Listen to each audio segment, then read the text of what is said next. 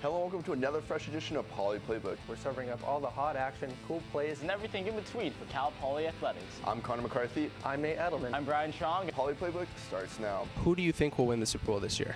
I think the Patriots are going to win. Hi, I'm Joe Schatz, and I'm here at Spanos Stadium. I'm Megan Healy here at Staples Center. Myself will be taking on Sierra Highland, best pitcher in Big West softball history. Let's see how this goes. Tune in every week to Poly Playbook, right here on Mustang News. Hello and welcome to another fresh edition of Poly Playbook. We're serving up all the hot action, cool plays, and everything in between for Cal Poly Athletics. I'm Sora Malum. Poly Playbook starts now. The Cal Poly Beach Volleyball team finished their successful season with a sweeping victory. The team took down both opponents, Vanguard and San Jose State, winning 5-0 against both teams at Pismo Beach on Friday. Ranked number 4, the Mustangs finished the regular season 25-5, setting a new program record and wins. Senior Taylor Nelson and junior Adley Van Winden won their first game in the number 1 spot, 21-10 and 21-5. They're now the pair with the most wins in program history, finishing with a record of 21-3. Nelson and Van Winden also won their second match of the day, 21-15 and 21-12. More good news, Cal Poly baseball swept Long Beach State over the weekend at Baggett Stadium. Friday on ESPNU, Cal Poly came back and won 5-4. Kyle Maricon scored on a wild pitch in the 6th inning for the go-ahead run. Head coach Larry Lee earned his 500th victory. On Saturday, freshman right-hander Darren Nelson pitched a no-hitter into the 7th inning and pitched into the 8th inning for the first time in his career. The Mustangs had 9 hits in the game and won 5-2. On Sunday, Cal Poly scored 5 runs in the first inning and cruised an 8-2 win to complete the sweep. Senior designated hitter Elijah Skips hit a 2-run home run and had 3 RBIs. Next, the Mustangs are on the road against Santa Clara tomorrow night.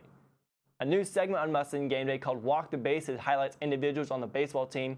Last week, Mustang News reporter Nate Edelman walked the bases with outfielder Alex McKenna.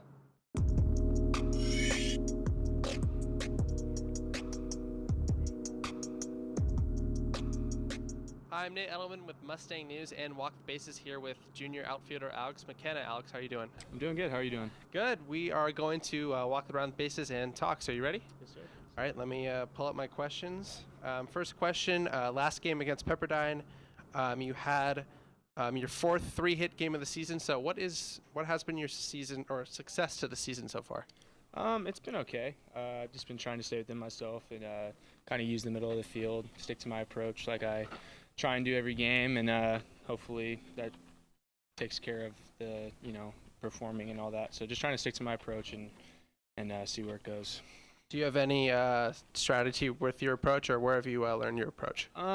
Just trying to stay in the middle of the field. I'm not a very good hitter when I try and pull the ball or try and hit the ball to a specific area, but just try and use the middle of the field at all times if at all possible, and just try and get the ball, hit it hard, and see where it goes. So we are crossing first base just now, so I do. Check out the rest of Edelman's walk with McKenna on MustangNews.net. The Cal Poly softball team took on Cal State Northridge in the 3-game series at home this weekend. In the first game of the doubleheader, third baseman Stephanie Hayward rips a double to left center field to score the Mustangs' first run of the game. The Mustangs kept the momentum going as Crimson Kaiser singles home another run to give Cal Poly a 4-zip lead. But the Matadors try to rally as right fielder Megan Stephen gets all of that one, and that ball is gone over the wall for a 2-run home run. But Lindsey Chalmers is able to get the batter in the fly out to end the game as Cal Poly won 5-2. In the second game of the doubleheader, with the game tied at 2 in the bottom of the 7th inning, shortstop Chelsea Commissar pushes this one through the gap, and McKenna Young sprints home to score the game-winning run, and Cal Poly wins in walk-off fashion. Final score 3-2. Then in the final game of the series, first baseman Haley Martin singles to score the only run of the game as Cal Poly swept Cal State Northridge with a final score of 1-0. Lindsey Chalmers picked up not 1, not 2, but 3 wins on the weekend. It was a disappointing weekend for the men's tennis team after Santa Barbara swept Cal Poly 7-0. The Mustangs lost to Doubles Point in the morning, setting the tone for the rest of the day. At the number 1 spot, Josh Orlett battled hard but lost to Santa Barbara's Nicholas Moreno. The rest of the team, including seniors Carla Nander and Alex Damians, fought hard but the Gauchos swept the match Saturday's match honored the two seniors as they played their final match of their college career. The Mustangs have another chance to defeat Santa Barbara this weekend at the Big West Conference Tournament. The Cal Poly women's tennis team lost 4-0 in a hard-fought match against Santa Barbara. Despite the final score, Cal Poly kept every match close. After the match, the Mustangs honored graduating seniors Molly Reed and Abigail Bacharach in front of their friends and families. The Mustangs finished the regular season 6-13 overall and 2-6 in Big West Conference standings. The team will play next in the Big West Conference Tournament this weekend. And Cal Poly football is gearing up for the 2018 season. Here's what Coach Tim Walsh had to say about their spring practices. We've had a great 10 days of practice so far. I really liked our attitude, and the thing I've liked most, when we've had physical practices, both sides, all three parts of the game, special teams, offense, and defense, they have all practiced extremely hard and physical. And that makes you better. And one of the things we kind of lacked last year was our physicality. So we're working hard on that right now, and I think our guys are buying into it. Freshman pole vaulter Brooke Fitzgerald is having a monster track season so far.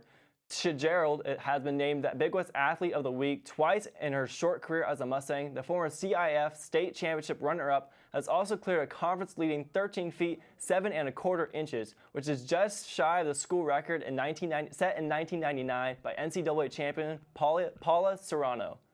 We couldn't decide between all the great plays from Cal Poly this week, so we decided to show you 2 top plays of the week. Check it out. First play is Darren Nelson's amazing diving catch off the pop-up on the bunt. Nelson had a no-hitter until the 7th inning and got the win against Long Beach State. And for your second play of the week, Chelsea Commissar ropes a grounder past CSUN's second baseman to send the Mustangs home with a walk-off win. And coming up this weekend for the Mustangs, women's tennis will take on UC Davis at 11 a.m. at Indian Wells Tennis Garden. Baseball plays at UCLA at home on Friday and Saturday at 6 p.m. And Sunday at 1 p.m. And men's golf is in the Big West Conference playoffs in the City of Industry at 8 a.m. on Sunday. We'll be right back after this short break with Tori Van Winden and Tia Mirich from the beach volleyball team. Welcome back to Poly Playbook. Right now, I'm joined by 2 beach volleyball stars, #1 pair for the Cal Poly beach volleyball team, Tia Mirich and Tori Van Winden. How are you guys doing today? Pretty good. Good. Yeah, thanks for having us. Yeah, so you guys are ranked #4 in the nation, which is the highest ranking in program history. What does that mean to you guys as well as the team? It's super exciting for us as obviously a pair and as a team.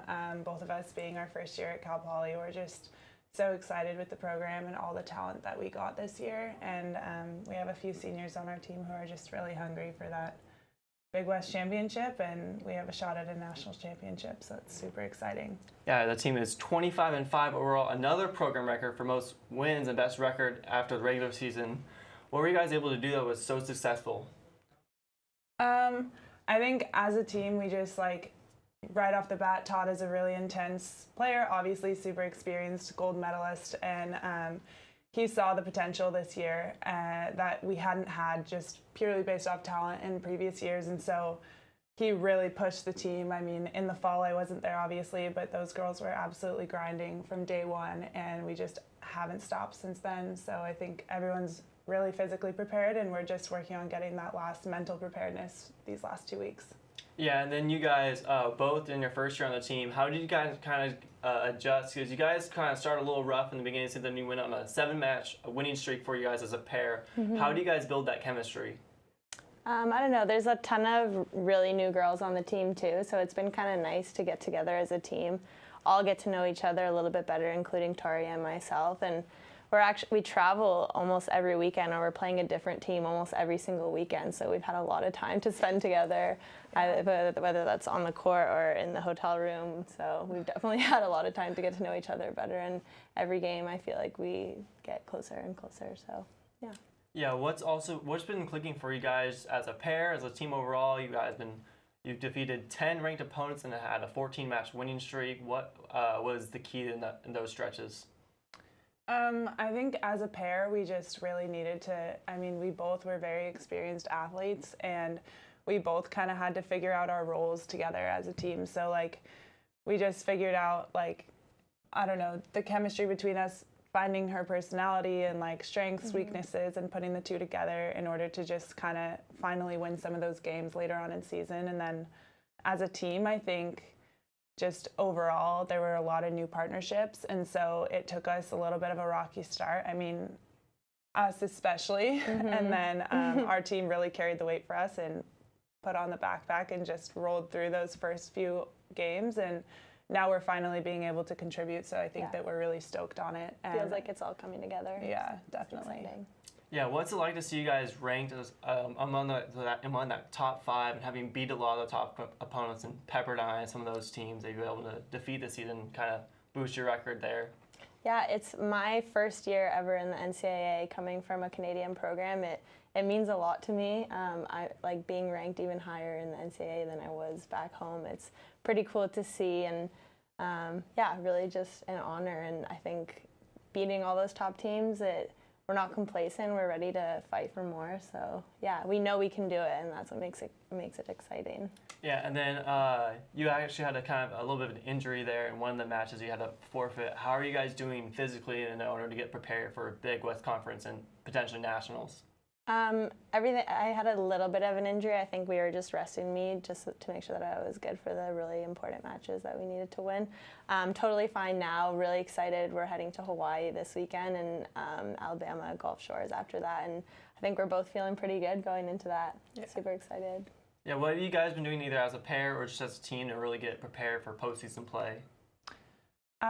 So last week we really upped it in the weight room, and so we all just kind of like maxed out on reps, which we hadn't done since the beginning of the season. And Todd's really experienced in that manner. He's a very physical coach. We do like 7 a.m. plyometric workouts that take hours, and this is our first week without one of those. So we're kind of tapering right now, getting ready for a ton of matches this weekend, and then just mentally, I think we're all working super hard to just get in the mindset of we can, rather than, I mean, it's always nice to be the underdog, but we need that extra boost of confidence going into these games with girls who, you know, like even us, we're kind of shocked that we're at the number 4. We know we deserve to be there, but we have to just get that extra confidence heading into Alabama. Yeah, how much of an advantage is to have Todd Rogers as a coach, to form a gold medalist, and then have that insight, to have that knowledge? What's it like to compete on the biggest stage? Yeah, it's crazy to have insight from Todd. Is honestly, I feel so lucky to have Todd as a coach, and I'm getting pointers and things that I never thought that I would get before. And just growing up watching him play volleyball and now finally getting to see how he did it, and like how I potentially could maybe not be as great as him, hopefully, but I don't know, just to learn from him, and if I become like a little bit of the player he was, that would be really, really awesome. It's been and really then great. You being on the indoor team as well, is it helpful to have Crossing kind of keeping the indoor girls as well, kind of collaborating a little bit there too? Yeah, definitely. I think just a huge difference in this program from other programs across the country is that they welcome the dual sport athlete. And so that's a huge reason of why I came here in the first place. The indoor program and the beach program work hand in hand, and they're really, really in it for the athlete and what our desire is. And so having Sam out there every single day, supporting what I'm doing and knowing that me personally, I want to be on the beach post-career, like that's my end goal. And he is so supportive of it, and just having that prior relationship too with him from the fall, and just him knowing me and myself as a competitive player, and like how I process things, how I function in times of need and anxiety, all that stuff is really nice to have. Since so much has been new for me this year, it's nice to have that constant support. Yeah, what's your favorite part about playing with each other? Tori's the greatest competitor I've ever met in my life. That's what I love about her. She'll never give up. She's the most intense, the most competitive, the most hardworking. I absolutely love playing with Tia. What I love most is her running circles around me when I'm huffing and puffing, probably. She's super quick, and a lot of the times the taller player on the team is not as quick. And so I'm so grateful for just like that whole mentality, and I'm so grateful that our chemistry has just like grown and our relationship has grown. We're such great friends off the court, and on the court, I think we have this transparency as a team that is hard to find. We're just really comfortable giving each other feedback, and we're really good at it. It's true. And then as you guys get ready, Big West Conference tournament this weekend, you guys both will be probably competing against teams like Hawaii and Long Beach. You played them both. You beat Long Beach State, and you actually ended up losing to Hawaii. But all those matches were 3-set matches, so pretty close matches. What kind of happened in those matches? For us, we had a very mental game. Tia played out of her mind that game. I think that was one of the very first games that we really, really clicked as a team, and her side-out game was really good. I was finally setting her well. And so as a team, it just came down to the last 5 points of that game. And I think one of the things we always talk about is staying focused on only our match, not looking at the other courts, not letting that affect us. But during that match, we kind of found out that we lost the duel. And so when you get that kind of news mid-match and it's the last 5 points, it's really hard for you to stay focused on your court and to still have that motivation and drive. Yeah. And so I think we just got a little bit off track, and that's all it takes is a couple points of not being completely dialed in, and that's what happened for us. I don't know. What we talked about as like a team as a whole, like all 5 pairs, is just coming onto the court super confident, and that was, I think they were ranked 2nd or 3rd at the time, so obviously they had a little bit more swagger and confidence coming onto the court, whereas I think maybe we were a little bit, I don't want to say we weren't scared to play them, but I think we could have come out with a little bit more fire as a team. So. Yeah, what was something even though you lost, what was something that you learned in those tough losses you got, like some of those top teams? What did you guys learn about yourselves and your team that you guys can work on as you prepare for better opponents? Go ahead. I think as a team, as a unit, we had a really long talk at the end of that I think was a huge eye-opener, and Todd just basically told us, he goes, look, we have the physicality, we're there, we're matched up with these opponents, and you guys know that your skill level is there. It's all about the mental game at this point. So like, for example, Tia and I had a really mental game because Tia just came out of this shell. I had never seen her like screaming through the net and just getting so excited during our game, and that was the type of confidence that we finally needed. Even though we lost that game, it came out in other matches, and that's what led us to that winning streak down the road. And I think we need a little bit more of that on all of our squads, and just having that kind of, like she said, that swagger when you come on the court. There's only 4 people, and you have to really believe that you own the court and act like it.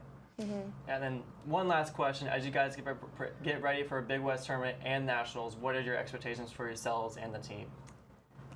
Todd today in practice actually said, I think he said something like, if everyone in this team can get 1% better in the next 2 weeks, we have a really good shot at winning the national championship. So I think for us personally and a team as a whole, I think if we focus on just improving everything by just 1% or just pushing a little bit extra harder in everything we do, I really think that we can take it.